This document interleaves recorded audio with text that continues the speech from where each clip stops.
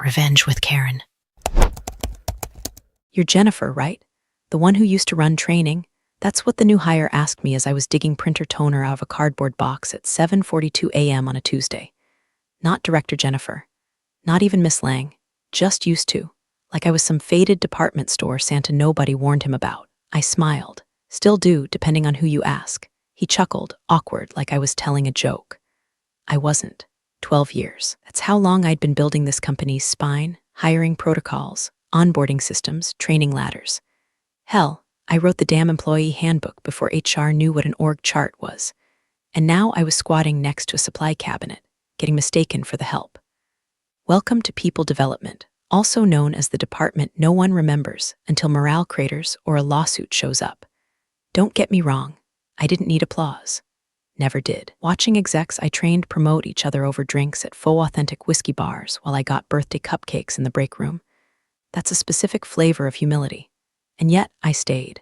Because deep down, I believed in what I built. In the idea that training wasn't overhead, it was legacy. Turns out, legacy doesn't fit on a balance sheet. But layoffs, oh, those make great bar graphs. The joke started in year 5. Jennifer's a lifer, queen of the onboarding jungle. Don't mess with her. She's probably got dirt on everyone. I smiled through them. Let them think I was the harmless office auntie who brought donuts and laminated sign-in sheets. Let them forget I had access to every executive's Myers-Briggs results and resignation timelines. Let them overlook the equity clause I'd negotiated back in the dinosaur days. Our CEO still used Hotmail and begged us to take equity instead of cash bonuses. Most of the other VPs laughed and flipped theirs. I kept mine. Quietly, carefully. By year 8, they stopped joking and just forgot I was in the room. Meetings went from let's loop in Jen to who owns training again, like I was a ghost haunting the Google Calendar. I watched 5 bosses cycle through above me. All of them some flavor of Jake or Austin. All of them obsessed with KPIs and click-through rates and culture upgrades. All of them temporary. I outlasted them like mold on an office coffee mug. Year 10, I stopped waiting to be seen. Started investing in myself the way the company never would. Spent my weekends on Zoom with governance consultants. Hired a career strategist out of my own pocket. Paid for an executive leadership program with a name so pretentious I had to lie and say it was a yoga retreat. HR thought I was trying to find myself. They weren't wrong. The real find, a clause buried in my original agreement, a right of first refusal on any voting structure changes. Signed back when we had fewer than 50 employees. A clause the current board forgot existed. A clause I'd been quietly reinforcing through documented approvals, internal alliances, and training programs that just happened to include legal and fiduciary accountability. You know, development. Oh, and quick side note, if you're 7 minutes into this and still listening, first off, bless your overworked soul. Second, if you're one of the 95% who listens but forgets to hit that little subscribe button, do us all a favor and click it. Same with the thumbs up, it actually helps keep stories like this coming from the team. And if you don't, well, maybe Nathan's your boss too, and maybe you need to hear what's coming next. By year 12, it was the institutional wallpaper. The person you blame when Slack stops syncing or a training video has a typo. The woman who just knows stuff. I said nothing when they brought in that new CFO with a startup ego and a yacht Instagram. Said even less when he snuck a strategic advisory fee into our diversity training budget. But I logged every invoice, every receipt, every training hour mocked in leadership huddles. And I smiled, because the thing about people like me, we don't scream when the fire starts. We just pull the fireproof files from the drawer, check the bylaws, and start rewriting the ending. The new CEO, Grant with a G, arrived in a hurricane of LinkedIn quotes and cologne that smelled like regret and eucalyptus. The board practically knighted him before he walked through the damn door. Disruptive leadership, they called it. Fresh energy. Translation, younger, louder, completely untethered from the soul of the company he was supposed to run. His handshake was firm, his smile surgically white, and he introduced himself by saying, "We're not here to maintain. We're here to dominate." Then came Nathan. Nathan strutted in 3 days later, a full 28 years old with a Harvard MBA and all the emotional intelligence of a cheese grater. He wore skinny suits and looked like he photoshopped himself into his own business cards. His title, Chief of Strategy Implementation. His mission, / burn, optimize, his favorite phrase, legacy overhead. I became fluent in Nathan within a week. He held a culture reorg meeting where he replaced all department names with sleek new acronyms. People Development, now HPEX. Human Potential Excellence, or some nonsense like that. My team, my actual humans, looked at me like scared interns on the Titanic. I didn't have the heart to tell them we'd already hit the iceberg. Because when a guy like Nathan starts asking how much redundancy is built into a department, what he really means is, how fast can we gut you without needing to refill the chairs?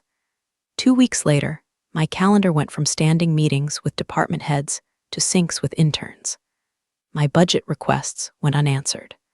My Slack permissions downgraded without explanation. Then came the email from Nathan's assistant, titled, Updated Role Scope Urgent Signature Needed. The PDF was 2 pages of legalese dressed up in marketing perfume. Somewhere in the middle was the bombshell. My authority over training, onboarding, and interdepartmental policy development would be transferred to strategic ops for streamlined oversight. In other words, I was being turned into a mascot, smiling figurehead for a program they'd already hollowed out.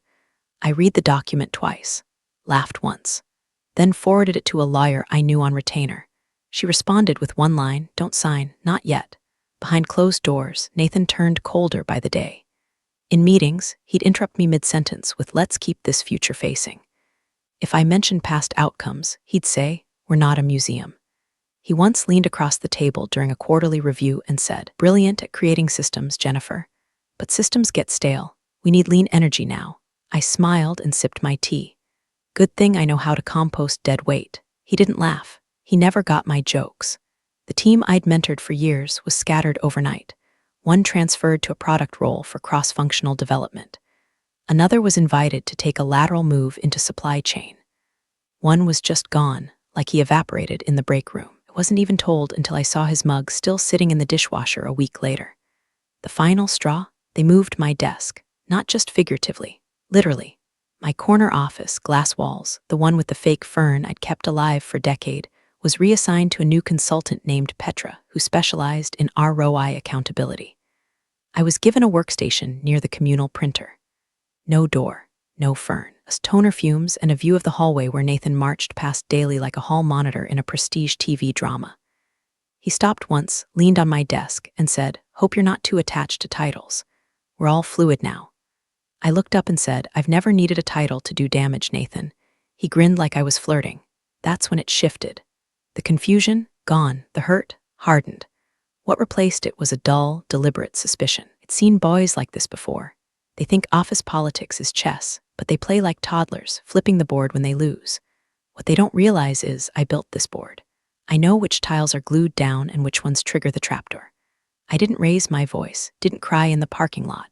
I simply called an old friend in legal who owed me 2 favors and a bottle of wine. Then I started reading the company bylaws again, closely, line by line, highlighting anything that looked outdated. Turns out, the foundation Nathan wanted to bulldoze. It had been built with more than bricks and email templates. It had roots, it had teeth, and I was done playing nice. I first noticed the repackaging when a monthly finance summary landed in my inbox and read like it had been run through a corporate salad spinner. Line items that used to say things like leadership coaching department, heads or compliance training vendor protocols, were now condensed under vague buckets like operational support flow and intangible resources non-client facing. It was a financial word soup, and the ladle stirring it, Nathan. The kicker, my name was still all over the original approval chains. Every line now labeled non-essential or discretionary had once passed through my hands, back when the company still believed developing people was worth more than slapping slogans on mugs. And now those expenses, they were being turned into ammunition. A week later, I got a polite email from Audit Review and Risk Team asking for clarification on several entries dating back 3 fiscal years. 3 years. As if I was hoarding gold bars in the training room ceiling tiles. There was no CC to Nathan, but let's be honest, his cologne was all over that email. They wanted details on why I approved a series of one-on-one coaching sessions with a leadership consultant, and whether it was justified in terms of ROI. Rai, one of the execs that consultant trained now, ran the EMEA region. Another had successfully negotiated our largest vendor contract to date. But sure, let's debate the $1,400 invoice, while Nathan was greenlighting 6 figures for his data synergy acceleration pod, which as far as I could tell was just a rented WeWork space with a beanbag and a guy named Troy. I didn't answer the email, not right away. Instead, I started printing receipts, approval chains, meeting notes, slide decks with Nathan's name stamped on projects that used frameworks I designed 2 years earlier. I dusted off an old USB drive I used to joke was my burn it all down stick and started organizing. The cherry on top, a quarterly budget deck I found buried in our shared drive, stripped of my metadata, but featuring my original formatting and talking points verbatim. Someone, guess who, had just replaced the footer and slapped his name on it. Nathan had never met a mirror he didn't love. That weekend, I drove out to a lake house I co-owned with my sister. No Wi-Fi, no Slack pings, just me, 2 legal pads, and 3 bottles of dark red motivation. I made a list of every budget Nathan had touched since his arrival, cross-referenced them against legacy expenditures, highlighted every deviation, omission, or renamed category. The pattern was there. He was quietly erasing institutional memory, mine especially, replacing it with buzzwords and spreadsheets that no one would question until something broke. The doubts crept in when I reached out to HR. Casually, carefully, I asked if they could confirm my current title in the org chart, just to clear up confusion from an external partner. The woman on the line got oddly quiet before saying, let me check and get back to you. That's when I knew something was being moved. Not officially yet, but it was moving. Called my lawyer, gave her the update. She told me to keep every version of every email from here on out. No deleting, no forwarding. If they're building a paper trail, you build one too, but smarter. The next morning, I walked into the office and noticed my nameplate had been replaced. Not removed, replaced. The new one didn't say director. It said advisor, talent continuity. I hadn't been told, not even a courtesy Slack. I laughed, out loud, loud enough that the new intern, bless his frightened heart, dropped his yogurt. I took the nameplate and slid it into my tote bag. Let them file that under non-essential. That afternoon, I got the whisper. I was in the stairwell, heading to the roof for a call, because God forbid we get cell reception on the 3rd floor, when someone called my name. It was Danielle. She was one of my former interns, now a junior manager on the marketing team. We hadn't talked much since the restructuring, but she looked nervous. Hey, she said, eyes darting. I probably shouldn't say this, but they're talking about you. Everyone talks about me, I said, mostly behind my back. Saves time, she didn't smile. Just handed me her phone, a Slack thread, not screenshots. Live. Someone had forgotten to restrict permissions. It was from a private strategy channel. Message, let's finalize the package and schedule the termination before Q4 kickoff. Preferably Friday. Don't want legacy noise dragging into planning. No name mentioned. But the message above it read, have we confirmed how to shut off access post-meeting? Would hate for JL to catch wind early. JL, Jennifer Lang. I handed the phone back slowly. Danielle said nothing, just nodded and walked away. I stood in that stairwell for a long time, longer than I should have, long enough to realize something bone deep. They weren't just erasing my title. They were preparing to erase me. They called me in at 9:01 sharp, because of course they did. That's how cowards operate, early enough to avoid office gossip, late enough that someone else handles the fallout. The invite was titled Q for Strategic Realignment Touchpoint, which was corporate for we're about to bury you with a smile. I didn't bring my laptop. Didn't bring a notebook either, just a fountain pen I liked, black ink, sharp nib. Something about the weight of it felt correct for the moment. Nathan sat at the head of the glass conference room like a villain auditioning for tech drama. Blue suit, no socks, ankles exposed like he'd personally defeated traditional footwear. HR sat beside him, arms folded, a printed packet on the table with my name in bold, 14-point font, the same font we used for offboarding procedures. Jennifer, Nathan said, motioning to the seat across from him. Thanks for coming in. I didn't sit. He sighed dramatically. We've concluded your role no longer aligns with our strategic direction. Effective immediately, your position is being eliminated. HR slid the packet across the table. It made that low, whispery sound, paper meeting paper, judgment meeting silence. Of course, Nathan added, this is no reflection on your past contributions, but there have been questions about some expenditures, vanity certifications, Personal consulting sessions billed as team development. We'll skip the legalese. Bottom line, misuse of funds. The company's being generous here considering. That word vanity, it sat there daring me to react. I didn't. Instead, I uncapped my pen and signed. One flick, bottom of the first page. No hesitation. I slid the packet back, then reached into my coat pocket, pulled out my badge, placed it on the table so gently you could almost mistake it for reverence. Do what you must, I said quietly. I look forward to formally introducing myself at Monday's board meeting. The air changed. Nathan blinked. I'm sorry, what board meeting? I just smiled. No teeth, no explanation. Just that soft, haunting kind of smile people remember in their dreams and therapy sessions. HR looked up like she'd missed a memo. Ethan looked down like he suddenly remembered something he didn't read. I turned, walked out without another word. And there, right outside the glass doors, stood two security officers. One tall and silent, the other familiar. Too familiar. Derek. He'd been on the night shift for 5 years before getting promoted. I'd helped write his recommendation letter. He nodded once and held the door open. Ma'am, he said. And then lower, so only I could hear it. This is bull. Deserved better, I paused. Looked him in the eye. I did, but I'll settle for justice. He smirked. You always land on your feet. I didn't answer, just kept walking. Past the elevator. Past the fake succulents. Past the hallway where Nathan's pet project poster still hung, his new vision for operational efficiency, plastered over photos of people I'd trained. People they'd already fired. I walked straight out of the building. No boxes. No tears. No slow motion glances back.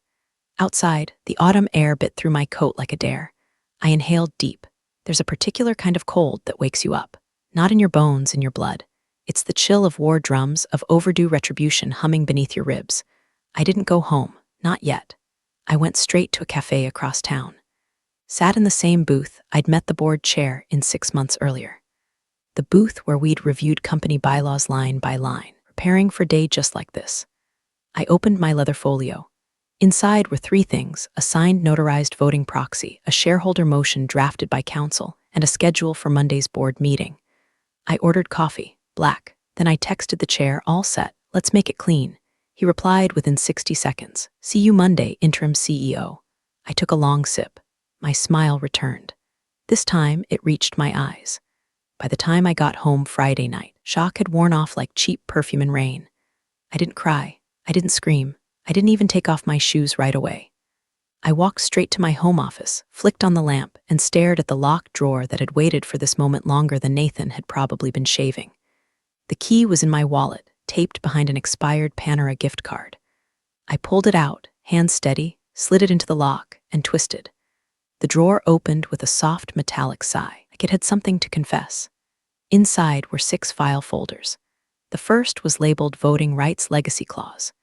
Inside, the original agreement from 11 years ago, signed by the founding CEO and 2 original board members, one of whom now taught part-time at Stanford, the other who'd quietly retired but never gave up her voting stake.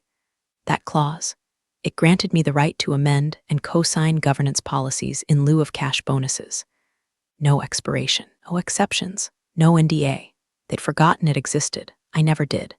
The second folder, shareholder holdings confirmations. My stake, 34.1%. Add in 2 trusted allies, both ex-C-suite, now advisory board members I'd mentored into power over the years, and we controlled just north of 51%. Majority rule. Silent, patient, and now legally binding. Folder 3 was my favorite, vanity expenses. Nathan had mocked my budget lines like I was collecting beads at a business Mardi Gras. But those funds, they'd gone to a corporate governance mentor out of DC. Private sessions with a legal strategist specializing in succession law, and a director boot camp that walked me through exactly how to dismantle a hostile executive structure without so much as raising my voice. Every dime approved. Every dime documented. Every unnecessary certification tied to legal protocols, merger prep, or leadership succession. My training program wasn't about onboarding rookies. It was about preparing for this exact war. The 4th folder, Bylaws Revision Board Approval. The chair and I had started the draft 9 months ago under the guise of modernizing operations. We buried it under operational redundancy mitigation, a phrase nobody questioned, redefined quorum voting procedures, and streamlined interim appointments.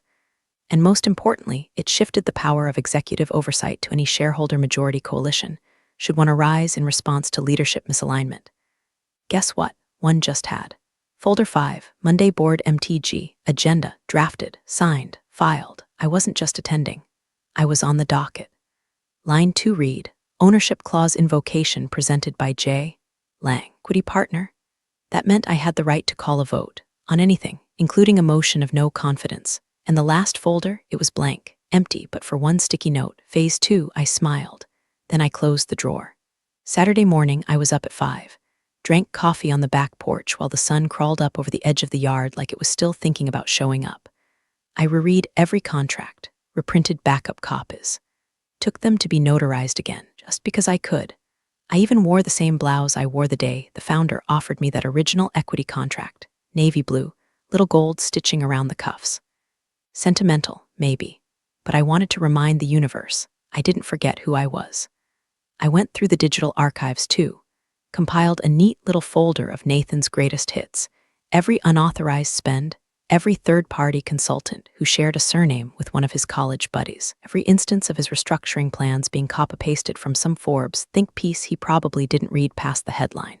He was efficient, all right, efficient at plagiarizing strategy decks and rebranding theft as innovation.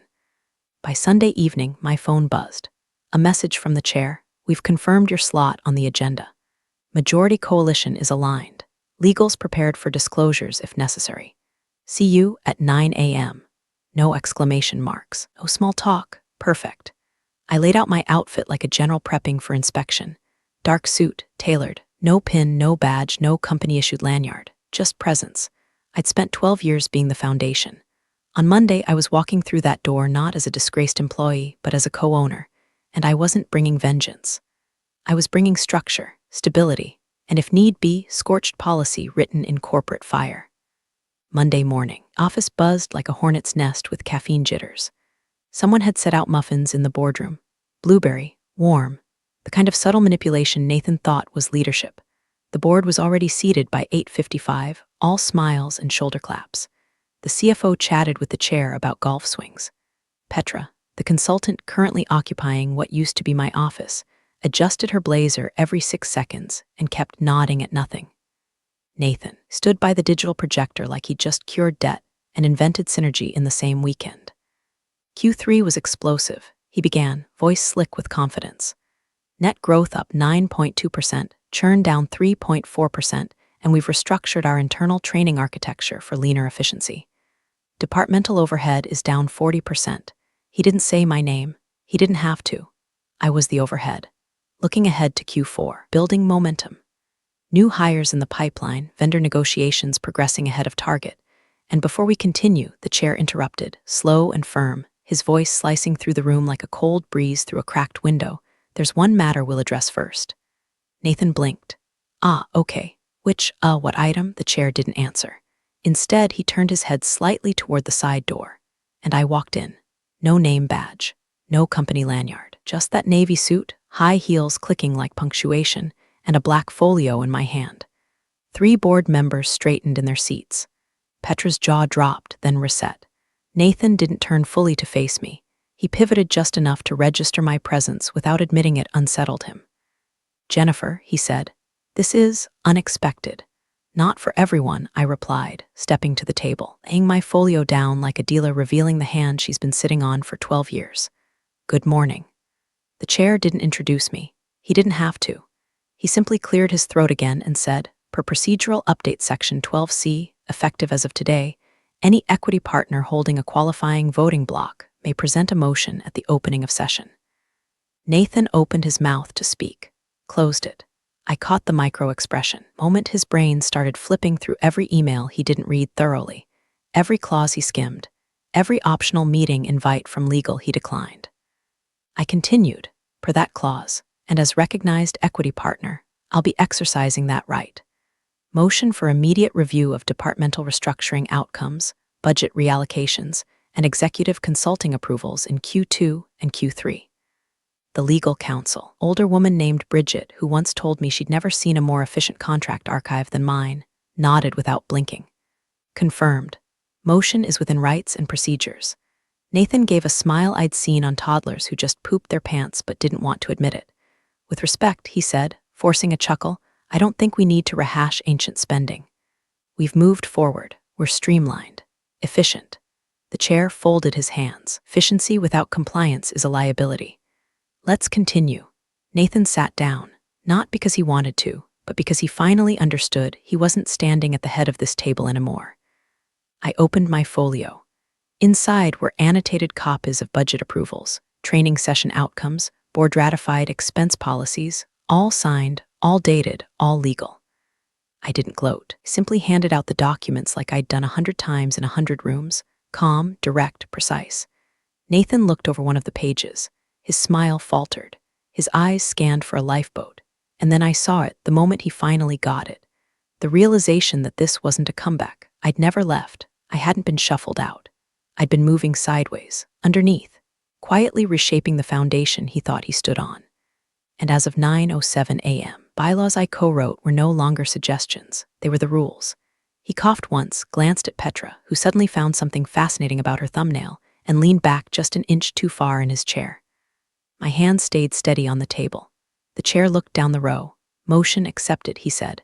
We'll proceed with review and voting. There was no applause, no grand gesture. Just papers shuffling and Nathan trying not to sweat through his jacket. But me wasn't angry anymore. I was in position. Exactly where I was always meant to be. The air in the boardroom had that sharp, brittle quiet, the kind that crackles right before a storm, when everyone knows something's coming and no one wants to be the first to flinch. I didn't raise my voice. I didn't need to. I just spoke clearly, slowly, and with the surgical calm of someone sharpening a scalpel in front of a man made entirely of balloon. Let's begin with the itemized breakdown, I said, opening a tabbed binder and sliding it forward. Every flagged expense related to my tenure as Director of People Development is cataloged here, cross-referenced with board-approved budgets, legacy operational protocols, and signed CFO authorizations. I glanced at Bridget, our general counsel. She gave the smallest nod. She'd reviewed the packet herself the night before, said it was bulletproof with a bow tie. Nathan cleared his throat, shifting in his seat like the cushion had turned to glass shards. These trainings, he said, voice tighter now, weren't disclosed in full detail at the time. That's what raised concerns. Incorrect, I replied, flipping to tab 3. Each training was pre-approved under Operational Growth Initiative 2017, initiated by the previous board, and extended via Clause 14B in the Legacy Charter. See the original signatures from CFO Levinson, Chairwoman Haskins, and myself. I handed out the supporting documentation. Nathan didn't reach for it, but Petra did. Her eyes moved fast. Her mouth tightened. I continued. Page 9 details external consultant partnerships, including the legal strategist I retained to advise on governance infrastructure, with chair consent. Also note the training hours logged against those expenses match perfectly with the outcomes that led to 3 strategic hires and 2 major vendor transitions. I paused, looked around the room. So if we're redefining value here, let's be consistent. Then I opened a second folder. The color changed. This one had teeth. Now let's pivot, I said, sliding new pages forward, to Nathan's consulting expenditures. Specifically, the allocation labeled Q2, Performance Architecture Advisor, a $27,000 line item paid to Performa Group LLC. The chair narrowed his eyes. I don't recall approving that vendor. Neither did legal, I said, flipping the next tab, and neither did finance. I turned to Bridget again. Would you please confirm? She leaned forward. The company has no record of Performa Group in our approved vendor list, nor does it appear in compliance archives. Nathan's face went a peculiar shade between bone and raw shrimp. I held up a page, printed from the Ohio Secretary of State's Business Registry. Performa Group LLC is registered to a one Mr. Tyler H. Crenshaw, same email domain as Nathan's linked in recommendations. Tyler also appears in photos from Nathan's 10-year Harvard reunion, tagged as roomie for life. Nathan opened his mouth. I held up a finger. Before you say it was an arm's-length transaction, Tyler's email signature matches a domain created 3 days before the first invoice, and he was paid via expedited wire, bypassing the usual review chain. Bridget turned pale.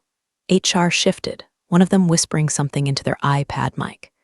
I leaned back, So, to review, I spent company funds on authorized, board-approved leadership development. Ethan spent company funds on an unvetted shell firm owned by his best friend to create a performance architecture report that, fun fact, was mostly plagiarized from a 2018 McKinsey white paper. I tapped the final packet of slides. That's the report. Highlighted in yellow are the exact sentences lifted word for word. No one moved. Even the muffins on the table seemed embarrassed. Nathan stared at the table like it owed him an apology. I straightened my blazer, folded my hands in front of me. You said I wasted money on training, I said, voice warm with something close to amusement. Turns out I was preparing for your job. And that's when the chair laughed, not a polite chuckle, not a cough-disguised guffaw, a full, chest-deep laugh. He looked around the room, then down at his watch.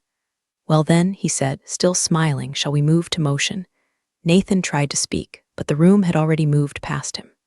Just like I had. The chair closed the last folder with the deliberate patience of a man who knew how to detonate quietly. No fanfare, no gavel, just the soft, satisfying click of metal on paper, an ending disguised as punctuation. Well, he said, adjusting his reading glasses and scanning the room, we've heard the facts. We've reviewed the documentation. And unless there's meaningful opposition, I'd like to proceed with a motion. Nathan sat stone still, one hand gripping his water bottle like he was about to squeeze it into diamonds. No one looked at him. Even Petra, once his loudest echo chamber, was suddenly engrossed in her own cuticles. The chair continued, tone neutral but ironclad. Motion of no confidence in CEO Nathan R. Klein. Based on findings of unauthorized financial disbursements, vendor misrepresentation, and failure to disclose conflicts of interest. He looked at me. I didn't blink. I do not require a second from you, Jennifer. You're a party to the conflict. But the remaining voting members may now raise hands to support the motion. I didn't move. I didn't need to. One by one, hands rose. The CFO, Bridget's. 2 board members I hadn't seen side with anyone in 5 years. Even the chair himself lifted his hand last, as if to emphasize how unnecessary his vote had become. It was silent, eerily so. Bridget leaned into her mic and said, the motion carries. Majority reached. Nathan's lips parted, dry and pale. Wait, this can't be binding. There needs to be review, the chair asked. It's already occurred. Appeal, you'll have legal channels.